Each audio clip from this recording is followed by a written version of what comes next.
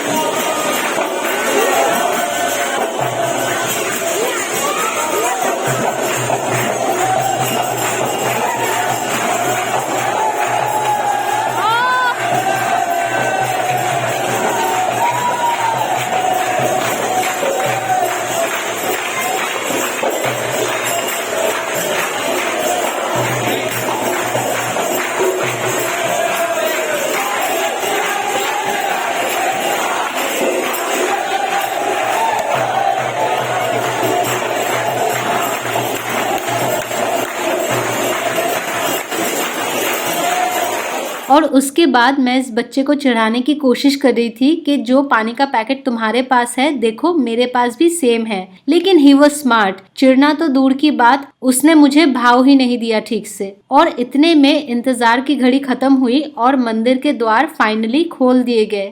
तो जो लोग सीढ़ियों पर बैठे इंतजार कर रहे थे वो लोग पहले ही मंदिर के अंदर जाने लगे, तो थोड़ी सी भीड़ लग गई। मुझे लगा इतना इंतजार किया है तो थोड़ा और सही, थोड़ी सी भीड़ तो कम हो जाए। लेकिन भगवान के घर चालाकी नहीं चलती, मैं कसम से बोल रही हूँ।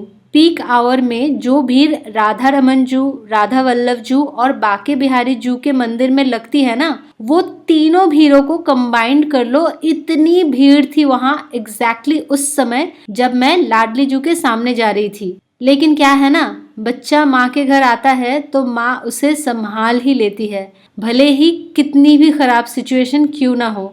और इतनी भीड़ में राधा जू की कृपा से उनके रूप माधुरी के जो दर्शन हुए हैं और उनका ये निज महल कितना सुंदर है, ये सब बातें मुझ अधम की हिम्मत नहीं है कि डिस्क्राइब करूं। और मजे की बात यह है कि जैसे ही मैं दर्शन और पूजा करके भीड़ से निकली तो भीड़ भी तुरंत खाली होने लगी। क्या मजाक है लाडली जू।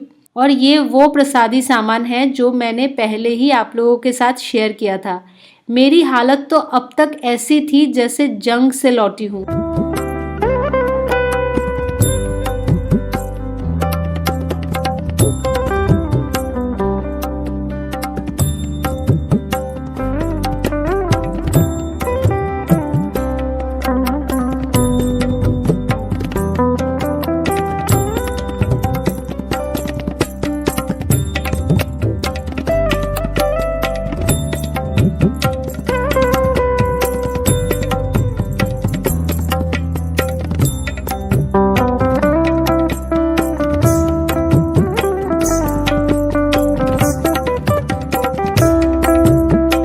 लाडली जू के मंदिर में बहुत सुंदर बलून्स की सजावट थी।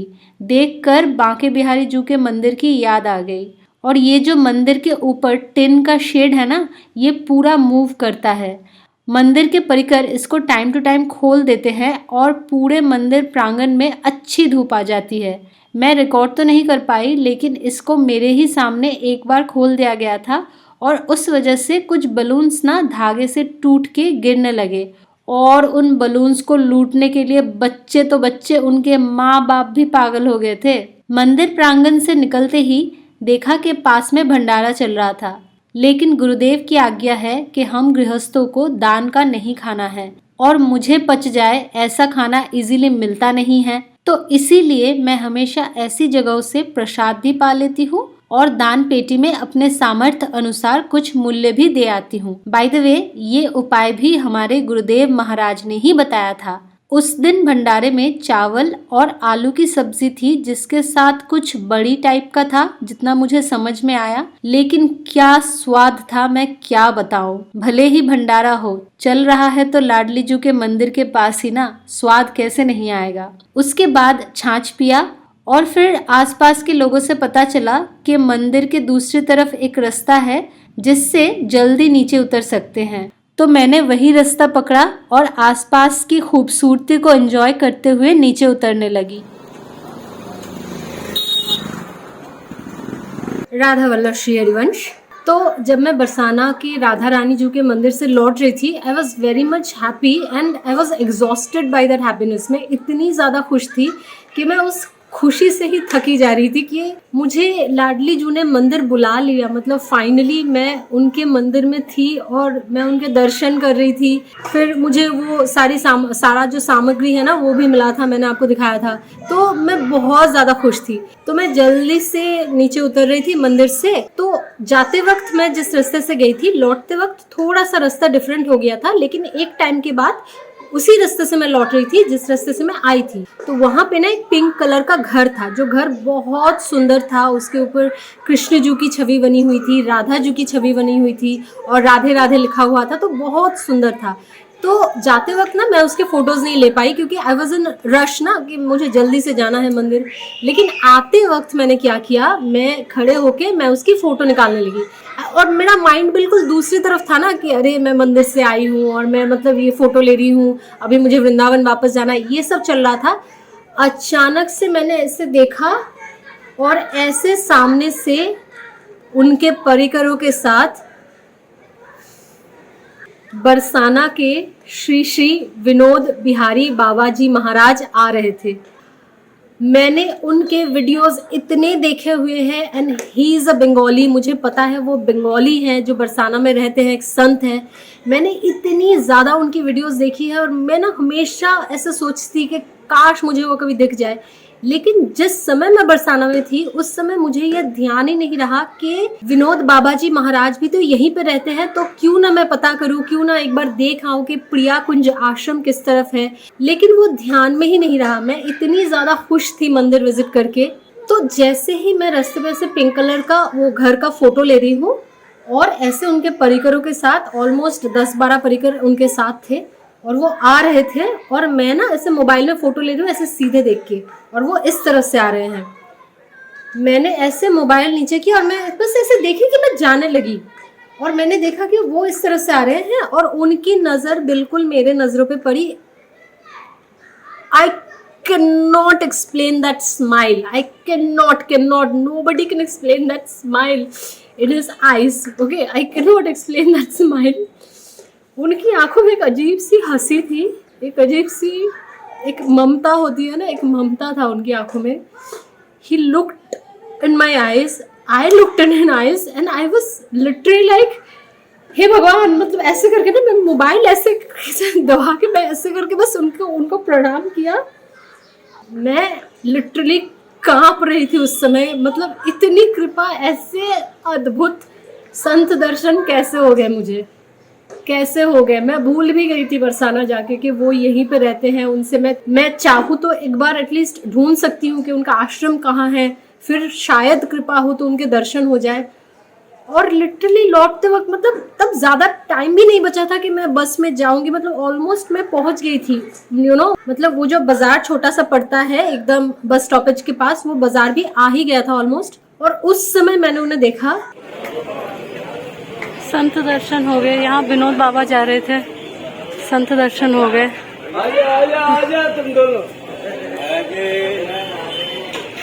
और उस दिन तो नहीं, लेकिन कुछ समय बाद मैं ये समझ गई और मैंने ये एक्सेप्ट कर लिया कि ऐसे मोमेंट्स का कभी वीडियो नहीं बनेगा अगर आप बहुत ज़्यादा ब्लेस्ड नहीं हो।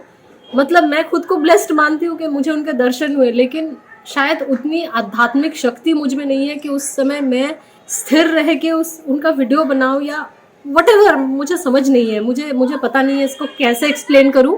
लेकिन कोई वीडियो नहीं बनी। जब वो जाने लगे, एकदम चले गए, नजरों से मतलब बाहर चले गए, तब मैं ऐसे वीडियो बना रही हूँ कि संत दर्शन हो गए, संत दर्शन हो गए। वो पूरा माहौल ही ना चेंज हो जाता है। जब कोई संत आते हैं ना, पूरा वातावरण ही चेंज होता है। मतलब वो मोमेंट में भूल नहीं पाऊंगी कभी। उनकी जो दीप्ति है, वो दीप्ति, वो जो जिसको हम बोलते हैं हैलो, या फिर वो जो आभा है, मतलब उनको देखते ही मैं बस चौंक गई कि अरे अरे, मैं पहले प्रणाम तो कर लूं उनको। और उनकी वो हंसी, उनकी आंखों में वो जो स्माइल थी,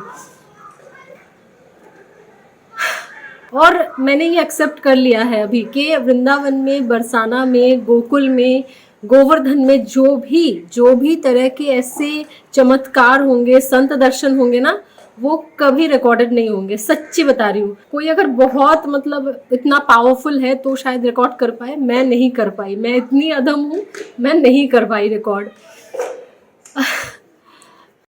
मैं वीडियो तो नहीं बना पाई, लेकिन मुझे विनोद बाबा जी महाराज के दर्शन हो गए, संत दर्शन। शायद सबको लगेगा मैं बहुत ज़्यादा बोल रही हूँ, लेकिन अलग ही एक मतलब उनके साथ कनेक्शन फील होता है, क्योंकि मैं खुद बंगाली हूँ। और जब मैंने उनकी वीडियोस पहली बार देखी थी, उनका एक्सेंट सुना था, मुझे पता चल गया था कि ये बंगाली है। और मतलब वो ना उनका बात करने का तरीका, बहुत सारी चीज़ें ऐसी हैं जो बंगालीज की तरह एकदम मतलब अभी भी उनमें है। मुझे मतलब समझ में आता है कि मुझे पता है ना बंगालीज कैसे बात करते हैं, कैसे उनका टोन होता है, और कैसे उनके अंदर एक अजीब सी ममता होती है जो डांट के थ्रू बाहर आती है। तो वो सारी चीज़ें जब मैं देखती हूँ ना, तो पता नहीं, जब नेक्स्ट टाइम मैं फिर से, अगर लाडली कृपा करे, हमारी राधा रानी जो कृपा करे, फिर से जब मैं जाऊँगी, पता नहीं उनके दर्शन होंगे कि नहीं, लेकिन इस बार तो कृपा ही होगी।